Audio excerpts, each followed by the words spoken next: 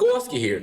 Welcome back to another video. Now, before I go on with the video, you've probably seen the following clip on my channel. Maybe not, but in case you haven't seen it, let's just play it. I don't really care. 23rd. Tournament pretty close. We got 23rd place. That means a ticket for stage 2, baby. Let's go. Okay, so we paused screaming Kowalsky here for a second, and I just wanna actually walk you through what I'm basically talking about. So let's get the headphones off, and let's return to like the normal video Kowalsky. So I have participated obviously in the FIDE Offerspill World Fischer random because I gotta play my chance. If we quickly go to the format tab right here, you can see that from August 19th to 2nd of September there were these open arenas, and those are a lot of dates. Like a lot of players have qualified. My estimations are at about, let's say, 28 arenas with 50 players. That's it's gotta be a lot of players that's gonna qualify for the next round. So the next round is gonna be a battle for top 500 per arena, and not only like the guys from the open arenas, but also the titled players. They're gonna participate here. So over 2,000 players, I guess, are gonna be in this arena. So a top 500 is not that bad. You gotta be in the top 25%, but I don't know how many players it's actually gonna be. There could be even more players, but just from what I've seen from the open arenas. So then there's this qualifying arena in which I'm playing in actually tomorrow. That should be, and if I place top 500, I get to the Swiss stage, and you're gonna see videos if I'm gonna place there. But I just wanna go back. You can read more on that. You can just open Lichess and you can find it. So I just want to go over to my performance here. 1865, considering I have only 1700 rating. That should be pretty cool, and I could have definitely gotten more points out of it, but I'm just gonna show you my highest rated win here against Carl Ramos. Let's go, I think, to this screen. Yes, but by the way, there's a chance that I win $400,000. It's a very small chance because I have to beat Wesley So, and I'm not even gonna get to that stage. But there is a chance. That's why qualifying and $400,000. That's the grand prize pool, and it's for clickbait purposes, but still there is a chance. I mean, I'm not saying that there is not a chance. So if we quickly go through the game, it's a chess 960 game, as you can see, and you can already see that the pieces are arranged completely different. So as long as the king is between the rooks, it's all fine, and the bishops are on opposite colors, you can get any position. And here the meta really is open up your bishops and go in with the flank pawns, apparently. So we have b3 and h5. So queen h6, but h5 apparently is an inaccuracy. b5 b5 would have been better, again opening up the bishops. So we have g3 now. Here I should have apparently went. No, g3 is not an inaccuracy, sorry, queen h6 is an inaccuracy, yeah. And here c6 would have been the better alternative. Queen h6, okay, 93. It's hard to get a grip of these positions, but basically if you're not careful with either color, you can get yourself very quickly in a pretty bad position, like I just did here. Here I should have definitely developed my other knight, or played something else, like I don't know, maybe even c4 to open up my other bishop first. So I definitely had better options here, but knight f5 really loses this pawn, and the position is still fine for white. After queen f3, I really wanted to get my queen out, but this is again an inaccuracy because he can go back with the queen. There's gonna be a lot of inaccuracies because again, we the players that are not of the highest tier, we don't really understand what we're supposed to do. So we're just trying to get some sort of development. But here he gives up the pawn, and you know, we go for a trade, and I'm a little bit scared because you know. He's got this open file, but the position quickly turns into some sort of Maroczy bind. I get my knight into the center, and now we can already feel how this might be some sort of a normal game. Now this move is a mistake. Why this move is a mistake? Well, because he could have went for knight to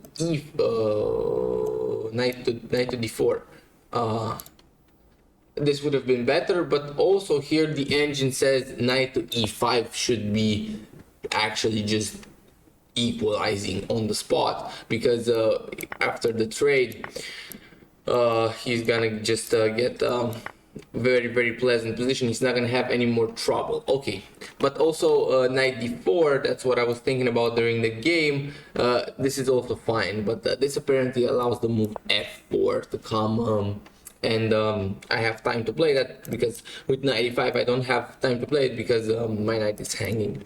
So okay, with that out of the way, he played this mistake here, which now allows me to go f4 with the tempo, and he goes for a check. I just move my king up, and here he just completely makes a blunder. I didn't understand what this move was. Here I think oh, that's castling long. The castles is always a little bit shaky with me, but he moved the rook, so that's why he cannot castle anymore.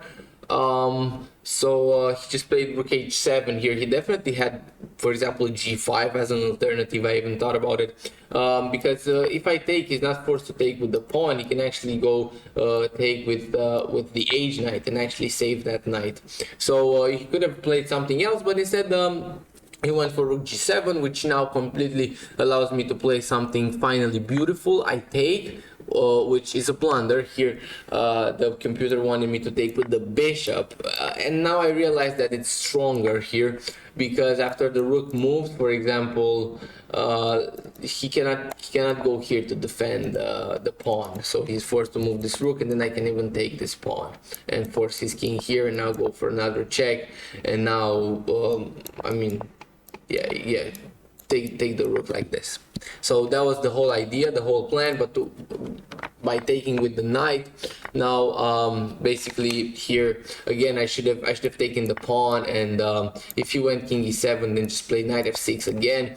But I was afraid that he would somehow slip away, and you know, he would kind of just get away, and I wouldn't be able to do anything concrete to him. But apparently this position is now completely winning for white after the move f5. And if he plays g5, well, then I just go f6, and I get on the 7th rank, and if he doesn't do anything, then I win his knight, and I'm up 3 pawns. I didn't see that. It's a blitz game, okay? It's a blitz game. So I took the rook, and just to be aware of the time situation, that's why I included the time on the screen, as you can see in the bottom and on the top. So now f5, and this is actually a big blunder. Now black is better, but only if he plays g5. Will he play g5?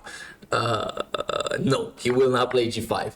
So in the complicated nature of the position, he made a wrong assessment, and here I'm attacking his knight.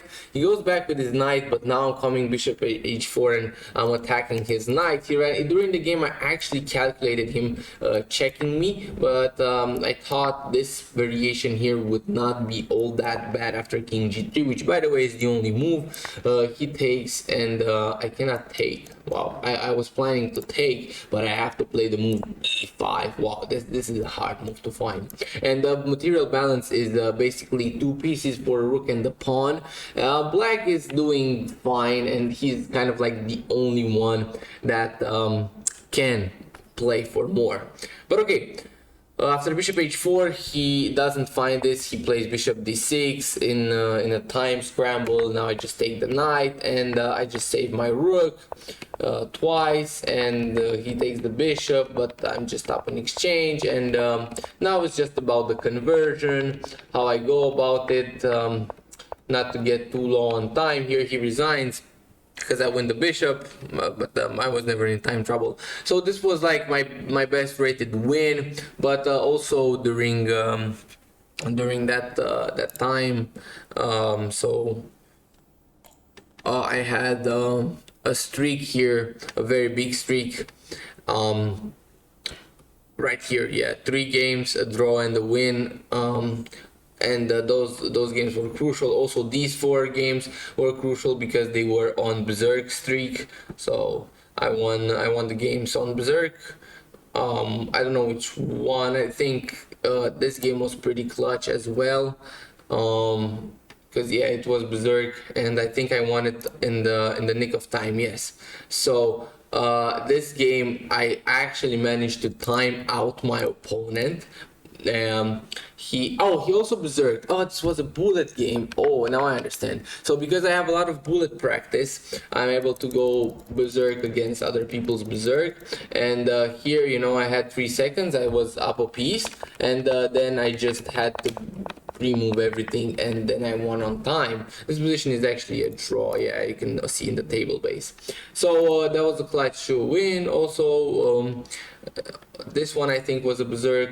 Yeah, this one was a berserk against a non-berserk. So let's just skip to the end. Okay, this was just a clear win. My opponent was not playing very well. It's actually 21 moves. Let's skip very fast through the game. Again, opening up the bishop's diagonal first, then taking the center, then trading, and then, you know, winning a piece here, and then getting an insane amount of pressure here if we just turn on the engine. I wanted to play this move, but I just, oh no, I actually played that move. Okay, I thought I didn't play that move. Yeah, and it's the right move. Okay, good. I'm happy. And now just taking the bishop. Okay, so I converted this pretty accurately. Okay, and then he resigns. Good. So that was kind of like the video. You can play for free, and yeah, we'll see you tomorrow for stage 2. Goodbye, everyone. Kowalsky out.